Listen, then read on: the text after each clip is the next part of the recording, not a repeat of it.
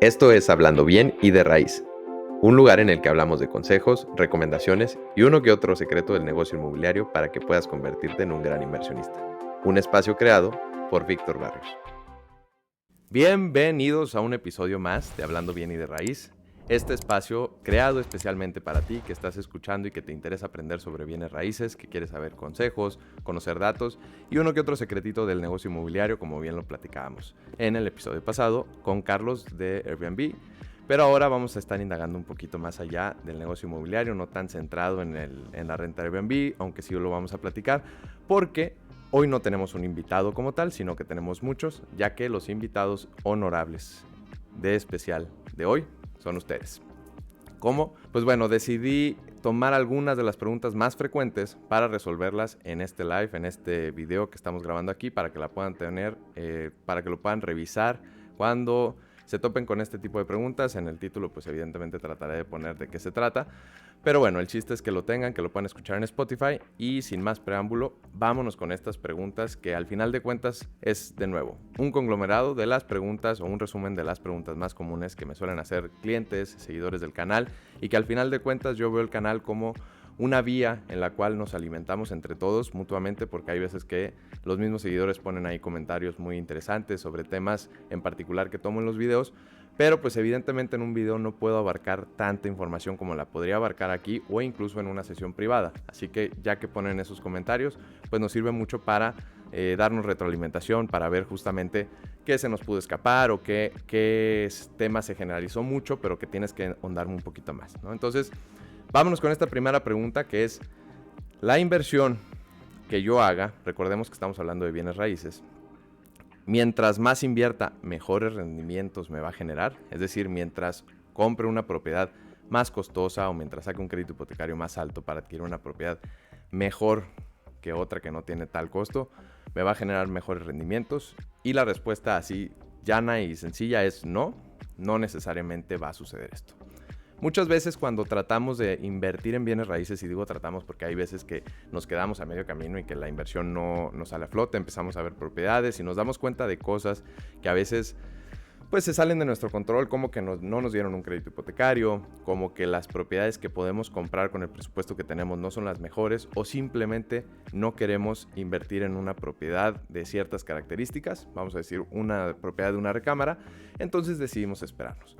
Pero cuando nos topamos con esta pared del mundo inmobiliario, casi siempre los asesores inmobiliarios te van a mencionar que si tienes, vamos a decir, un presupuesto de 4 millones de pesos, trates de utilizarlo todo, ¿no? Es muy raro el asesor que te va a comentar la realidad de las cosas. La realidad no es que tienes que usar los 4 millones de pesos que tienes de presupuesto. Si bien lo puedes invertir haciendo un programa, una estrategia de inversión, tratando de diversificar ese dinero, muchas veces se quieren ir por el pez gordo, tratar de sacar toda la comisión posible y de esta manera no te ofrecen una asesoría correcta. Entonces, lo que hacen es que te dicen que una inversión más alta va a llevar a un mejor rendimiento. Utilizan algunas falacias, como cuál: oye, si un departamento de 2 millones de pesos te da un rendimiento, vamos a poner números así al aire, de 20,000 pesos al mes, pues uno de 4 te va a dejar 40. Y esto es una mentira, porque no necesariamente funciona así. Lo pueden explicar con presupuesto, o lo pueden poner de ejemplo como si fueran departamentos de diferentes recámaras. Si el de una recámara o el de estudio te va a dejar 15,000 pesos de renta, el de 2 te va a dejar 30,000 y el de 3, 45, no funciona así.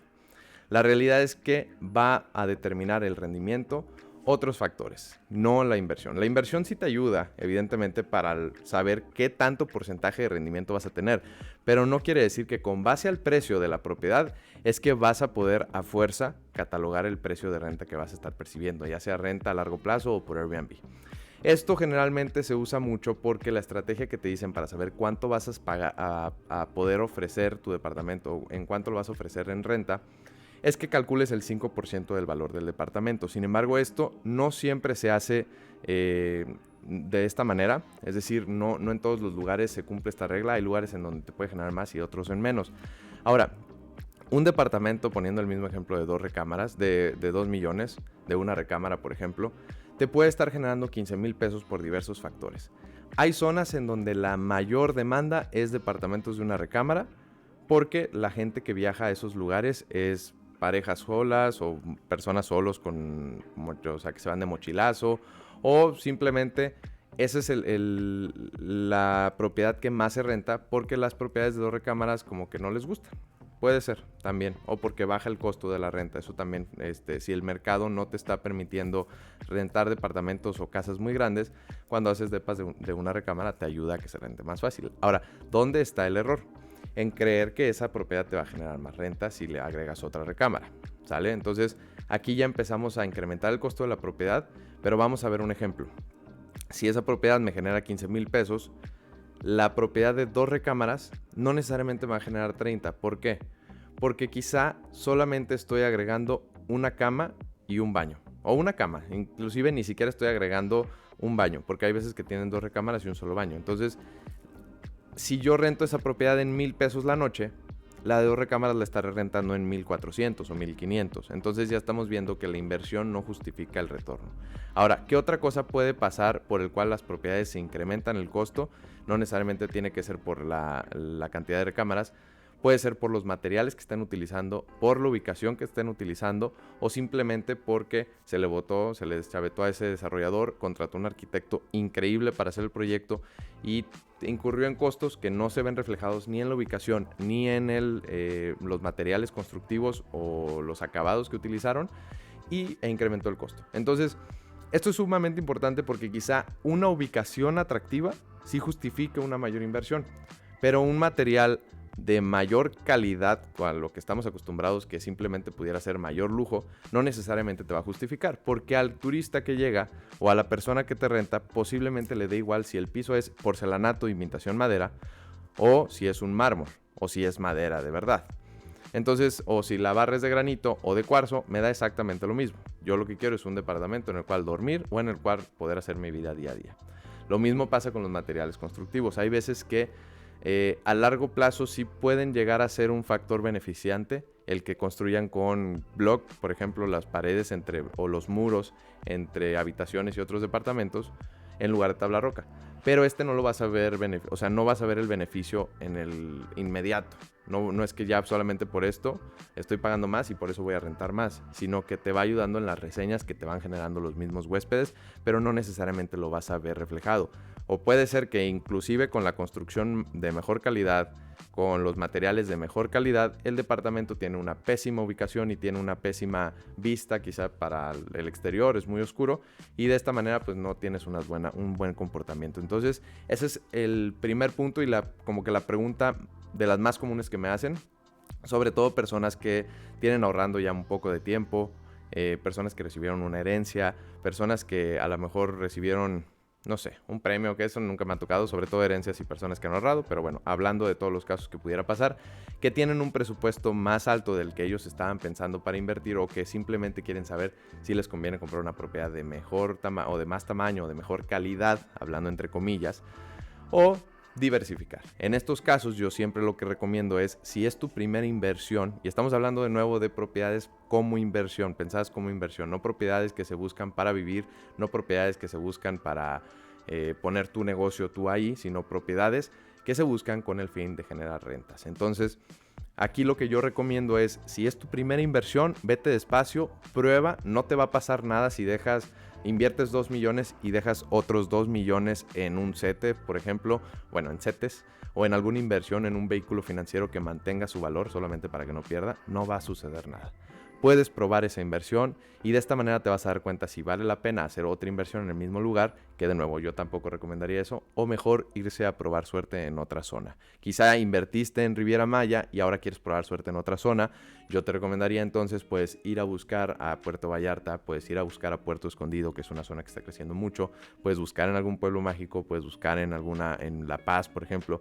Diversificar tu inversión y de esta manera estás mucho más protegido, ¿sale? Entonces este es el primer punto. No necesariamente mientras más inversión hagas en una propiedad o mientras más costosa, más te va a redituar. Y esto sobre todo cobra mucho sentido cuando empiezas a ver que si una propiedad de 2 millones te deja 20, una de, ¿qué te gusta? 20 millones de pesos no te deja 200,000, quizá te esté dejando 60, no sé, varía dependiendo en función de la inversión en particular, pero más o menos así se comporta. Hay un punto en donde el costo de la propiedad ya ni siquiera va incrementando el costo de la renta.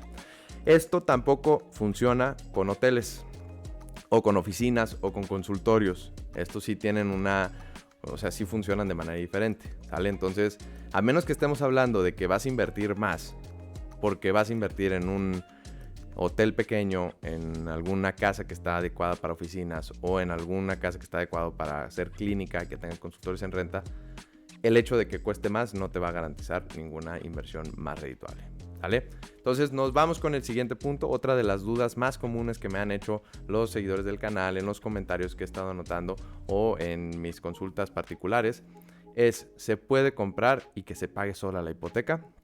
Ya lo he mencionado en muchos videos, ya lo he platicado en muchos lives.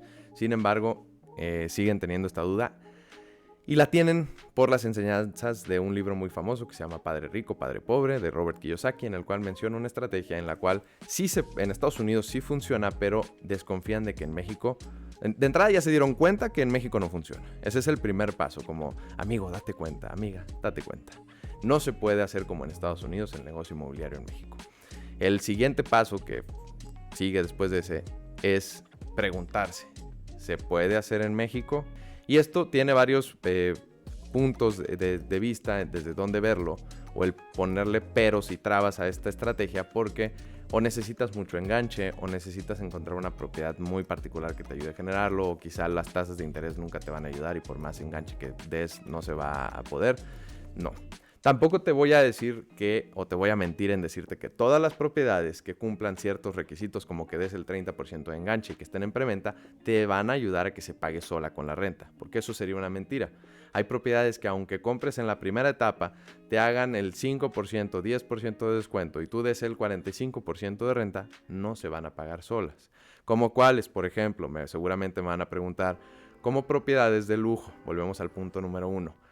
Si vas a comprar un depa de 10 millones de pesos, es posible que no se te vaya a pagar solo con la renta.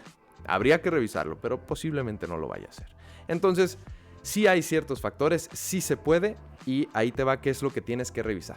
Número 1, y en general te pudiera decir que lo que más va a afectar este factor de renta hipoteca, es el enganche que vayas a dar en esa propiedad.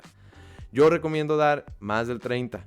Por lo menos el 30, estás muy apretado el 25. Mientras menos enganche des, más complicado va a ser que se te pague. No quiere decir que sea imposible. Tengo clientes que han comprado con el 10 de enganche y que han logrado que la propiedad se pague sola.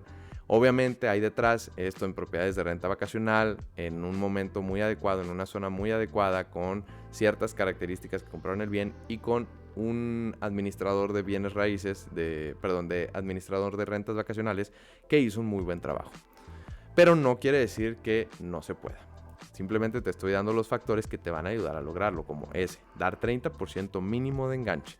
Otro factor que te puede ayudar mucho es sí comprar en preventa, porque aunque me han escuchado mencionar en otros videos que no necesariamente el comprar en preventa te va a garantizar la mejor ubicación, el mejor precio o el mejor rendimiento, cuando compras una propiedad en preventa, lo que sí estás garantizando es que por lo menos estás comprando a un precio más bajo del que pudieras comprar esa misma propiedad ya entregada, ¿sale? Entonces, aquí hay ciertas reglas que se pueden romper. Por ejemplo, propiedades que se quieren deshacer los dueños y que están ahorcados, como comúnmente se dice, y que necesitan lana. Entonces, estas propiedades están en un precio de 2 millones de pesos y las están rematando en 1,5 millones. Vale, digo, rematando entre comillas, ¿no? Al final de cuentas no es un proceso de remate, simplemente ellos se quieren deshacer. Puede suceder, te puedes encontrar con estas maravillas. Otros ejemplos puede ser en un proyecto donde vas a comprar una propiedad nueva, pero el desarrollador necesita deshacerse de esa unidad para poder seguir con otros proyectos o simplemente ya necesita la utilidad de ese departamento. Entonces lo que hace es también dar precios de preventa, pero con departamentos ya entregados. Esto te puede ayudar a que logres el mismo efecto que encontrarías si compraras un departamento en una preventa joven. ¿Qué se refiere a una preventa joven? En las primeras etapas de comercialización. Ojo, no de construcción. Puedes ir ya a la mitad del proyecto o inclusive ya tener un sold out, un totalmente vendido, y no necesariamente haber empezado a construir. Sobre todo esto se da en proyectos que tienen muy buen precio o que son de desarrolladores de renombre o de arquitectos de renombre que la gente los quiere. Pero no necesariamente porque ya hayan más vendidos, porque ya hayan tenido algunos vendidos, necesitan empezar la construcción. sino aquí te vas a fijar en las etapas de comercialización. ¿Cómo sabes esto? Por lo general los proyectos se basan o se van incrementando los precios conforme pasan ciertas etapas. Ya puede ser por tiempo o puede ser por la cantidad de ventas que llevan. Entonces tú te vas a acercar con el asesor inmobiliario o el asesor de ventas de ese proyecto y le vas a decir en qué etapa te encuentras.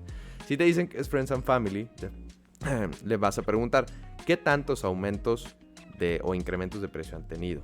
Si te menciona que 3 o 4, entonces no es un Friends and Family.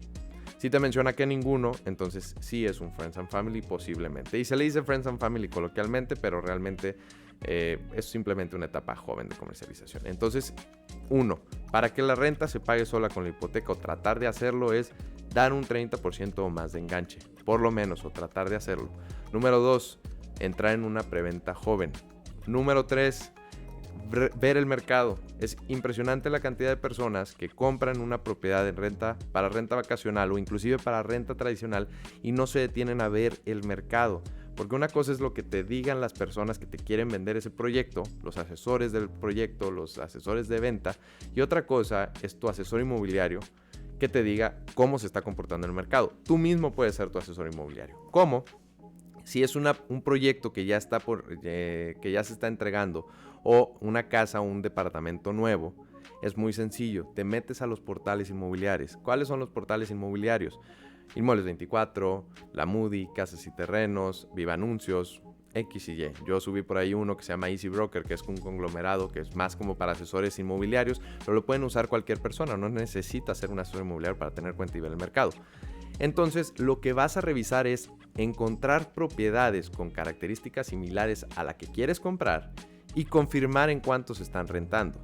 Si te topas con que hay propiedades que se están rentando en 20,000 pesos y llevan 300 días de anuncio y no se han rentado, entonces ya sabes que no se va a rentar en eso. Si te topas con propiedades que se rentan en 15,000 pesos, pues tú puedes ya ver más o menos, y que si tienen pocos días de anuncio o que no hay muchas propiedades, entonces te estás topando con una zona de alta demanda, es decir, una zona en donde no hay oferta.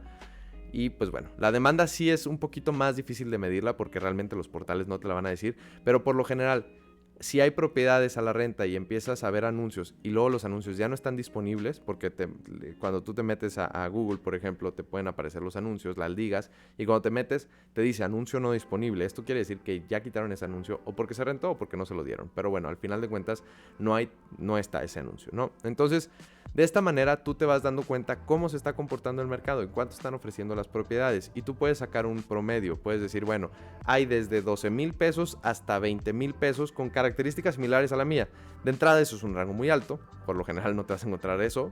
Por lo normal sería ver un rango entre 15 y 18, 15 y 19, pero bueno, también varía mucho del mercado y la zona. Te estoy dando números, o sea, como que ese rango de 4,000 pesos en rentas a largo plazo es como normal verlo.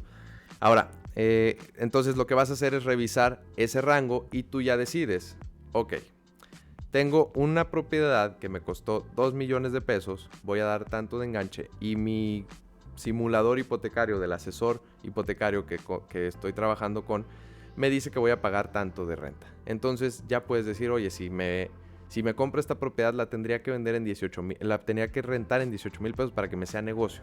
Y 18 es el rango alto. Esa propiedad no te conviene. Te conviene mejor una propiedad en donde tú estés en el rango bajo y aún así se te pague solo la hipoteca. E inclusive si puedes rentar todavía por debajo de ese valor y que la propiedad se te pague sola, está mejor. Porque si la rentas dentro del rango, tú ya vas a tener un beneficio, una utilidad sobre la renta, después de pagar los costos, que te van a ayudar a inyectar capital. Entonces, esos pueden ser los consejos. ¿Cómo funciona con la renta vacacional? Que es mucho más compleja. Por ahí tenemos un video anterior con Carlos, una entrevista, hablando bien y de raíz, el episodio número 1, donde nos daba unos consejos para que se rente. Mencionaba las plataformas. Hay unas plataformas que me parece mencioné en un video que se llaman AirDNA, Airbitix y no sé cuántas otras hay, que te dicen la estadística de cuánto es lo que se renta, el promedio de renta de los últimos 12 meses de una zona en particular. Puede ser la que tú, bueno, siempre y cuando sea una zona con alta oferta, de la zona en cuánto se renta y qué tanto se renta, el porcentaje de ocupación y la tarifa promedio por noche, ¿sale? Si la tarifa promedio por noche de la zona que estás revisando es del 60%, no hagas tu proyección conservadora con 60 y tu proyección optimista con 70.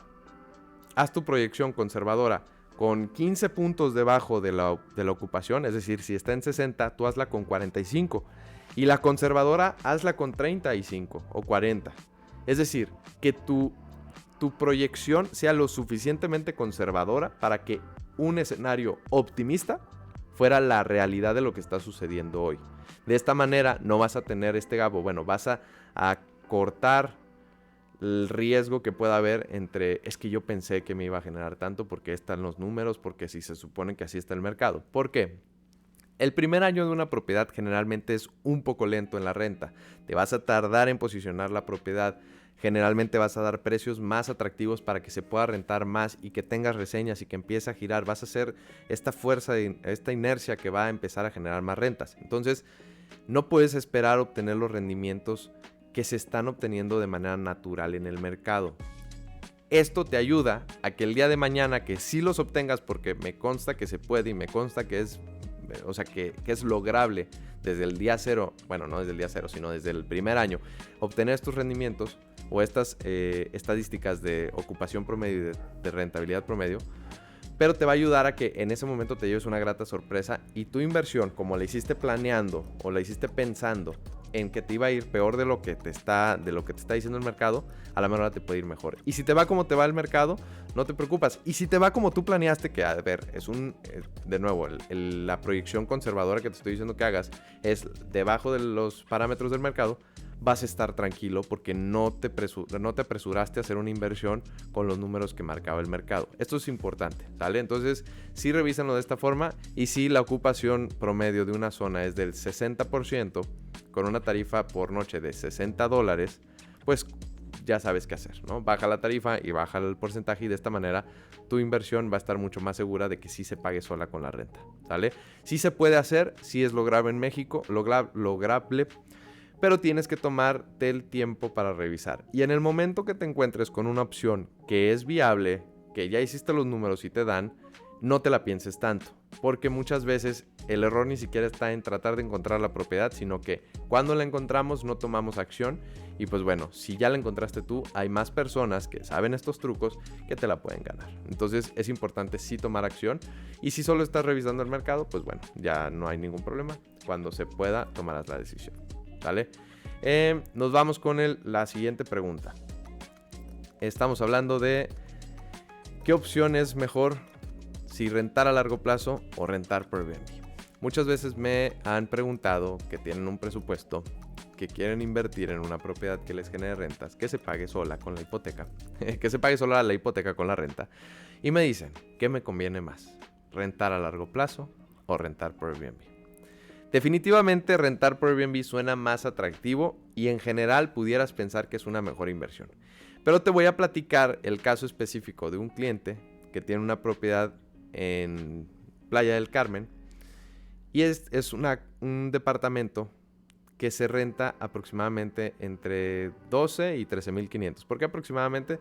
Porque hay veces que le mueve la tarifa, es a largo plazo, la mueve para que se rente más rápido y que no tenga tiempo desocupado. Ha habido años que se rentan en 13,500, ha habido años que les bajó la renta para que se rentara más rápido, ¿sale? Entonces, él está rentando, vamos a ponerle lo más alto, lo más bajo, 12,000 pesos.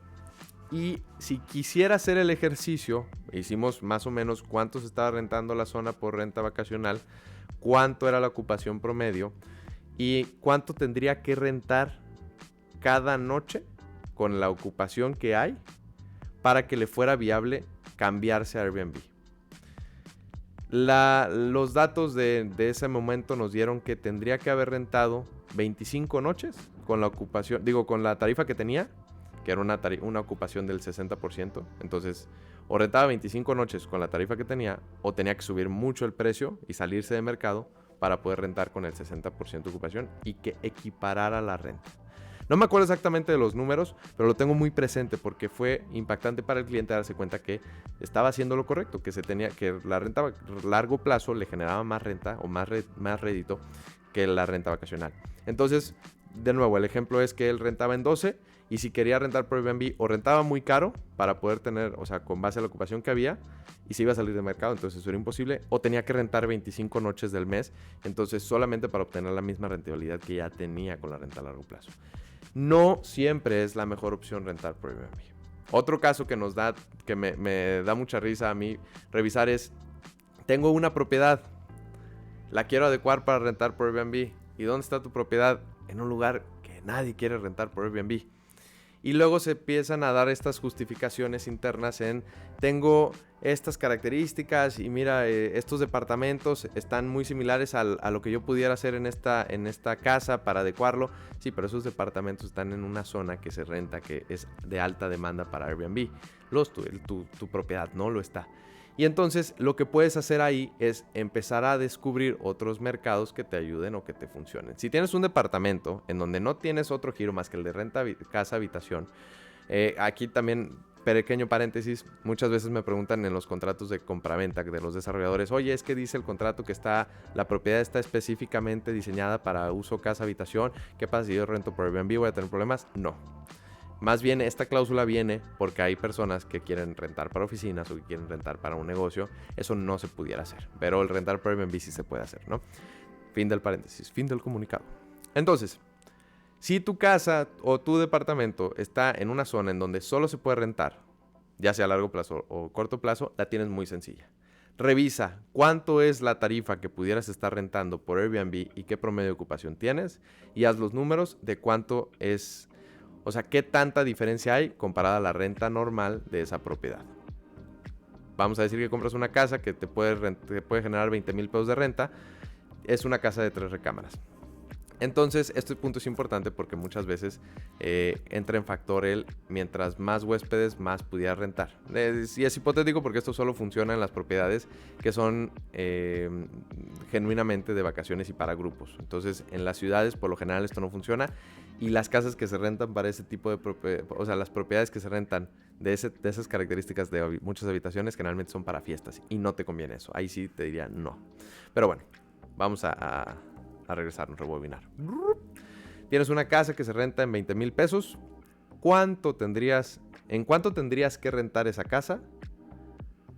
¿Y cuántas noches al mes para conseguir esos 20,000 pesos? Si la respuesta es, hay una muy buena ocupación, hay una muy buena tarifa y la tengo que rentar el 30% del tiempo, pudieras darte el chance de probar con Airbnb. Si la respuesta es más allá del 30%, es decir, yo tengo que rentar el 40, el 50, el 60% de las noches con esta tarifa solo para obtener el rendimiento que tendría por renta a largo plazo, entonces la respuesta es no te conviene rentar por Airbnb, vete por una renta a largo plazo, vas a batallar mucho menos. Bueno, depende. Si tienes un muy buen administrador, hasta batallas menos con la Airbnb. Pero bueno, vas a batallar mucho menos comparado con una renta Airbnb en el sentido de la hipoteca, porque la renta a largo plazo es mucho más constante. Ahora, ¿cuál es la desventaja? Que en Airbnb si tienes es curioso, uno pensaría que tiene más estabilidad con la renta a largo plazo, pero cuando la renta a largo plazo se termina, hay veces que puedes encontrar un inquilino para el siguiente mes ya tenerlo rentado y no dejaste de recibir ingresos, o hay veces que te puedes tardar 2 o 3 meses.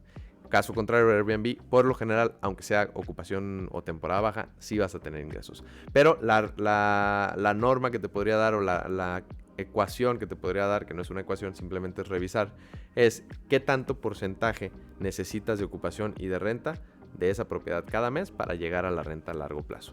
Si es menor al 30%, obviamente, sí podrías intentarlo. Si es mayor al 30%, yo te recomendaría que no. Así que no hay una opción de que cuál es mejor. Tienes que revisar caso por caso, ¿sale?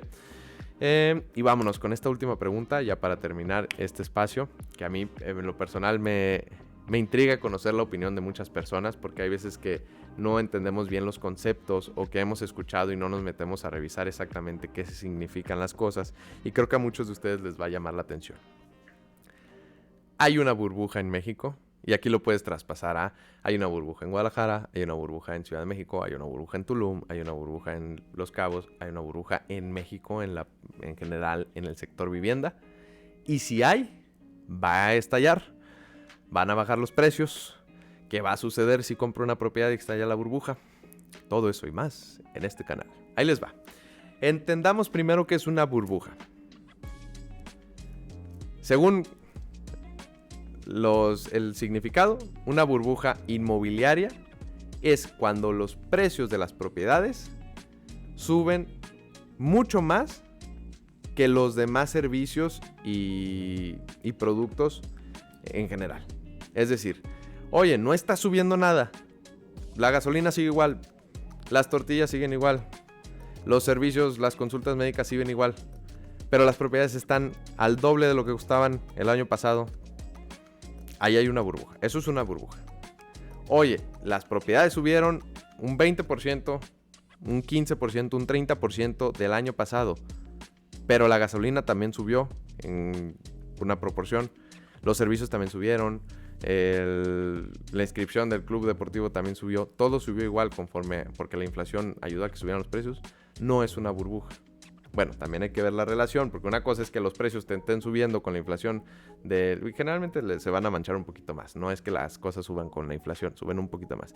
Entonces, generalmente, si estás hablando de una inflación del 10% real, no la que marca los precios, sino que pues subió el 8%, pero en los restaurantes ya las cosas te están costando mucho más del 8%. Y las propiedades te están costando... Ya ni te voy a hablar o sea, vamos a decir, las propiedades de 2 millones ahora ya te cuestan 3 millones y medio, 4 millones en cuestión de 1, 2, 3 años. Entonces sí podrías hablar de una burbuja, aunque todo lo demás esté subiendo, pero está subiendo mucho más que con relación. Entonces, ya con esto podemos revisar si hay efectivamente una burbuja en México. Vamos a darnos cuenta. En Ciudad de México, ¿hay una burbuja? Yo te podría decir que en la gran mayoría de las zonas no. ¿Por qué no? De hecho, yo creería hasta que si hubo una burbuja ya reventó. ¿Por qué no? Porque las propiedades no están subiendo de valor. Todo lo demás sí. Hasta la renta en algunas zonas, en la gran mayoría de las zonas. Pero las propiedades no. Entonces no es una burbuja, porque no estás inflando los precios, porque no están subiendo los precios. De hecho, los precios se han mantenido muy similares. Riviera Maya está en una burbuja, específicamente Tulum. Yo te podría decir que no. Pero tampoco te puedo garantizar, porque nadie tiene bolita de cristal, que en algún momento no bajen los precios. ¿Cómo puedo yo ver si en algún momento van a bajar los precios? Conforme a la demanda. ¿Cómo está comprando la demanda? ¿Cómo están comprando las personas? ¿Y qué tan fácil es para ellos comprar? ¿Por qué no te garantizo que no van a bajar los precios? Porque el día de mañana puede suceder algo externo. Puede haber un tsunami, puede llegar una invasión alienígena, pueden haber muchos factores. Por eso no lo puedo garantizar. Pero ¿cómo me estoy asegurando o cómo estoy revisando que no va a pasar? Por este factor. Cuando la vivienda sube mucho de precio y a pesar de ese incremento, las personas compran de una manera sencilla o se les está haciendo fácil comprar, ahí pudiéramos estar hablando o podríamos estar revisando indicios de una inflación, porque está incrementando conforme a la demanda de la compra. ¿Qué está sucediendo con Tulum? Sí están incrementando los precios, pero no se está haciendo más fácil comprar esas propiedades. De hecho, en muchos casos, aunque son precios atractivos, es complicado comprarlas porque te piden una gran cantidad de enganche. En Tulum y en Riviera Maya es muy común que te pidan por lo menos el 30% de enganche. Pero por los mecanismos de construcción, no son de construcción, por los mecanismos financieros con los que se construyen los departamentos y las casas y los proyectos de terrenos, te piden pagos durante la construcción. Y estos pagos rara vez son menores en total, lo que diste al principio más las mensualidades, del 50%. Esto quiere decir que tu crédito hipotecario, si sacaras un crédito hipotecario, que ahorita llego a ese punto, tendría que ser por lo menos, máximo del 50%. Tú ya pagaste la mitad de la construcción. Entonces no se está haciendo más fácil comprar. Los precios se están justificando con base a la demanda, pero de la renta. Con base a la infraestructura pública que están haciendo, Tren Maya, ampliación de las carreteras, el famoso aeropuerto, estés o no estés de acuerdo, pero hay inversión privada, hay inversión pública y hay mucha demanda de renta. Por eso es que se están incrementando los precios cada vez más. ¿En dónde pudiéramos estar hablando de una burbuja? En el punto en donde los constructores o los desarrolladores puedan vender con 10% de enganche, que la gente les compre, se puedan endeudar en propiedades porque supuestamente es muy fácil rentar por Airbnb y ahí empiezan a inflar mucho los precios porque no se está sustentando. Hoy día el dinero que hay de por medio, casi te puedo asegurar que es el 50% dinero de las personas y el otro 50% dinero de los bancos. Hay quienes se apalancan con más con el 70%, sí los hay. Hay quienes venden con el 10 de enganche, sí los hay, pero son los menos. La gran mayoría, eso es algo que se negocia y es difícil que te lo otorguen. Y tienes que tener buena justificación o tienes que agarrar a un desarrollador muy amarrado para que te pueda dar ese beneficio. Por lo general te van a pedir mucho enganche. Una cosa es que te den el crédito y otra cosa es que estés en la situación económica personal para poder pagar ese crédito. ¿Sale? Ahora sí llegamos a la parte del crédito. ¿Qué pasa en una zona en donde empezaste a comprar demasiado? Empezaste a vender mucho, las personas empezaron a comprar demasiado, los precios subieron, las tasas se están manteniendo y es muy fácil de comprar porque los desarrolladores te permiten comprar con enganches muy bajos y te suben las tasas. Ahí empieza el problema, porque llega un punto en donde es como un tipo de pirámide, no es pirámide, no, a ver, no se lo tomen literal, es solamente para ejemplificar. Los que compraron con ideas especulativas, es decir, compro para revender, la van a tener más difícil para revender. Porque quisieron revender con un precio muy alto, porque estaban subiendo mucho las propiedades, 18% de plusvalías, 20% de plusvalías en un año, que es una cosa increíble. A ver, un año está bien, pero 4 años seguidos es una cosa loca. Entonces, no estoy diciendo que vaya a suceder pronto, simplemente les estoy poniendo lo que yo desde este lado puedo ver conforme a la experiencia que llevo. Si tú quieres vender después tu departamento de 3 o 4 años con un 100% de plusvalía, pero la persona ya no te puede comprar porque el banco, o no te quiere comprar porque el banco tiene una tasa del 15%, más todos los costos que tenga, o del 13%, o el banco les pide mayores requisitos, como ya no me puedes dar el 10, ahora me tienes que dar el 30-40% de enganche. La gente capaz de comprar se va a reducir, los precios van a empezar a bajar para poder sacar toda esa oferta de propiedades que hay a la venta. Ahí ya reventó la burbuja. En el momento que los precios empiezan a bajar, ya reventó la burbuja.